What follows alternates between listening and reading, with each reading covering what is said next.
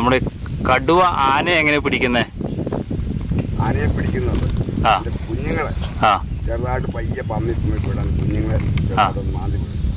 ഇതിൻ്റെ ഈ കടുവയുടെ നഖത്തിന് ചെറിയൊരു പോയിന്റ് ഉണ്ട്. പിടിച്ച് മാന്തി വിടുമ്പോഴത്തേക്ക് അങ്ങനെ ചോറിങ്ങനെ വന്നുകൊണ്ട് അതിൻ്റെ പുറകെ തന്നെ വീണ്ടും ഒന്നുകൂടെ പോകും. പിന്നെ 2 പ്രാവശ്യം മാന്തി കഴിയുമ്പോൾ ഈ കുഞ്ഞവിടെ ഓട്ടോമാറ്റിക്കായിട്ട് വീഴും, മറിഞ്ഞു വീഴും. അപ്പോൾ 1-2 ദിവസങ്ങളിലൊക്കെ ആന അതിൻ്റെ കൂടെ തന്നെ കാണും. ഈ ചത്തുപോയെന്ന് അറിഞ്ഞു കഴിഞ്ഞാൽ 2-3 ദിവസം കാണും. പിന്നെ ആ ആന ഇട്ടിട്ടങ്ങ് പോകും. പിന്നെയാണ് കടുവ വന്ന് ഭക്ഷണം കഴിക്കാൻ തുടങ്ങുന്നല്ലേ? അവ ഈ കുട്ടിയാനകളെ പിടിക്കുള്ളൂ. കുട്ടികളെ അതുപോലെ ഭയങ്കര പ്രായം ചെന്ന ആനയും പിടിക്കും. എങ്ങനെ പിടിക്കും? അവന് കയറി എപ്പോൾ തന്നെ അവൻ മാന്തി വിടും. അവിടെ ഇവിടെ മാന്തി വിടും. അല്ലെങ്കിൽ ചാടി അടിയെ കൊടുക്കും. അടിയെ കൊടുക്കുമ്പോഴത്തേക്ക് വലിയ പോയിസണായി കൊടുത്തേക്കും. ഇതങ്ങനെ ഓട്ടോമാറ്റിക്കായിട്ട് നീര് ഒരു പക്ഷേ പസലയാണ് ആനയ്ക്ക്. നമ്മുടെ മാംസത്തിനെ പോലെ കട്ടിയുള്ള മാംസമല്ല ആനയ്ക്ക്. പ്രത്യേകിച്ച് ഒരു പതപ്പ് പോലെയുള്ള സാധനമാണ്.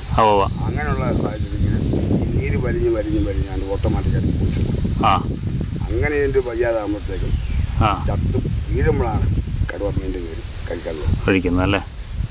അങ്ങനെയാണ് കടുവ കഴിക്കുന്നത്.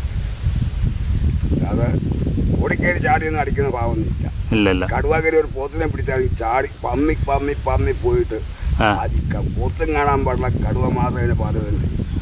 അവൻ ചാടി കയറി ഒറ്റപ്പെടുത്തോണി കഴിച്ചല്ലേ അവിടെ ഒരു കടി. പിന്നെ ജന്മം ചെയ്താൽ വിടില്ല. ആ പോത്ത് താഴെ വീഴണം. എന്നാലേ കടുവാനും വീഴത്തുള്ളൂ. ശ്വാസം മുട്ടും.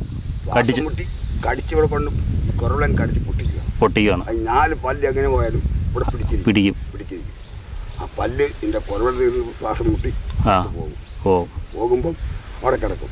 ഞാൻ എൻ്റെ ബാക്ക് സൈഡ് വലിയ ഭയങ്കര ഹാർഡ് മീറ്റല്ലേ, എല്ലാ സ്ഥലത്തും ഈ പല്ല് കടിക്കാൻ പറ്റിയ എൻ്റെ ബാക്ക് സൈഡിൽ മാത്രം കടിച്ചിരും സോപ്പ്. അപ്പം അവിടെ കുറച്ച് കടിച്ചു തിന്നും. 2-3 ദിവസം 4 ദിവസം കഴിയുമ്പോഴത്തേക്കും നല്ലപോലെ പഴകും. അതിന് ജ്യൂസ് പോലെ ആവും മീറ്റ്. വാരി തിന്നും. അങ്ങനെ പണം വാരിയും കഴിക്കും. ഈ കടുവയുടെ അടിയുടെ പവറോ എങ്ങനെയാണ്? ഇപ്പൊ ഈ കടുവയ്ക്ക് 300 കിലോ വെയിറ്റ് ഉണ്ടെങ്കിൽ ഒരു അട്ടിക്ക് 1000 കിലോ വെയിറ്റ് ആണ്. 1000 കിലോ വെയിറ്റ് ആയിരിക്കും അട്ടിയുടെ പവർ. 300 കിലോ തൂക്കമുള്ള കടുവയുടെ അടിയുടെ വെയിറ്റ് 1000 കിലോ വെയിറ്റ് ആണ്.